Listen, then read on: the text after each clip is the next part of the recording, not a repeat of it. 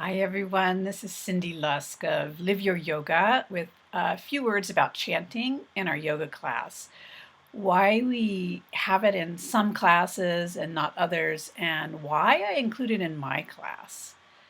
So, I learned yoga a long time ago, and without question, we did an opening invocation. It was part of the tradition.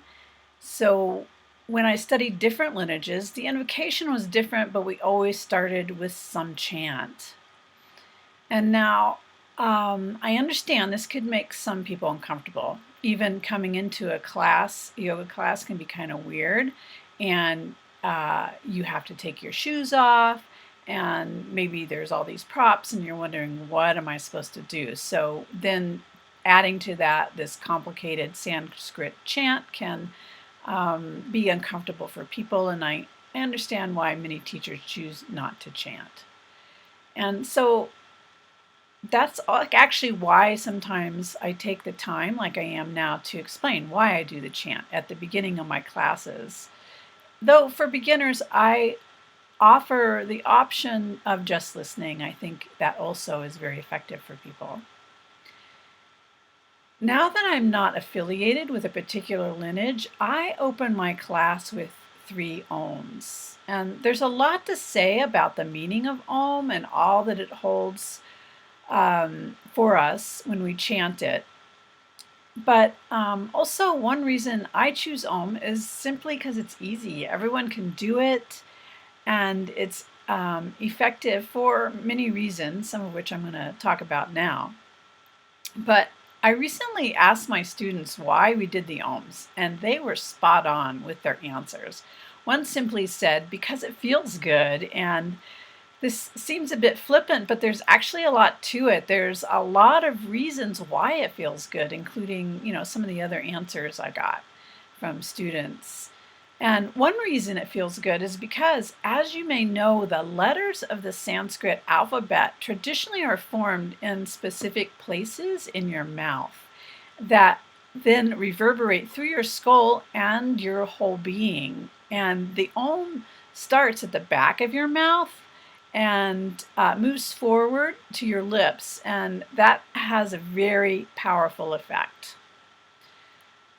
Another student suggested that the beginning chanting was to help center yourself, and that's exactly right. Let's face it, our daily lives are pretty hectic, and we might find ourselves rushing and having to do a lot of things before we get to class, and maybe even cutting it a little close, and we get there and we're almost panting and trying to bring ourselves into the present moment, and that's what the chant helps us do. So I ask students to close their eyes and to chant to begin to turn inside. Now, if we just closed our eyes, the students might just keep thinking about what they had to do to get there, what they may have forgotten, or what they have to do after class, etc. So the invocation itself further gives an inward focus away from all those thoughts. So I always start with the invocation in order to move from the outer world to our more inner world of yoga practice. And it's one of the 2 bookends I use to demarcate our space of practice. And this allows us to move into that space. And it allows us as teachers, to begin introducing some of the deeper meanings of yoga.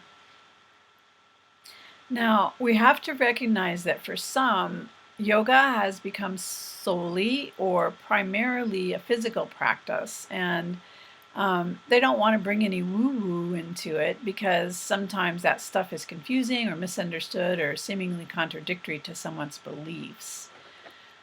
And I get that. But for me as a yoga teacher, I want to embrace all of what yoga has to offer. So I'm willing to include some of the traditions of yoga, one of which is an opening invocation, which I feel is very important, which is why I'm talking about it right now to you. My teachers taught me that an invocation allows us to connect to the highest first. First thing in class, we chant, invoking the highest energy to permeate our practice. In addition, this simple centering invocation brings all of us as practitioners together. We all breathe in together. We might even get the instruction, take a deep breath in, and then we breathe out with the ohms. And it's such a sweet way to come together as a community of practitioners. And as well, it orients the students to me as the leader of the chant and as the teacher to begin to move into our shared vibration and really listen to the instructions that are going to follow. So there's a lot more to say about Om, perhaps at another time. For now, I wanted to share how I see the power of an invocation at the beginning of class to begin to center us, to connect us to the highest and to each other as a community of practitioners. So thanks so much for listening. You can find some more considerations of yoga on my blog at cindylusk.com.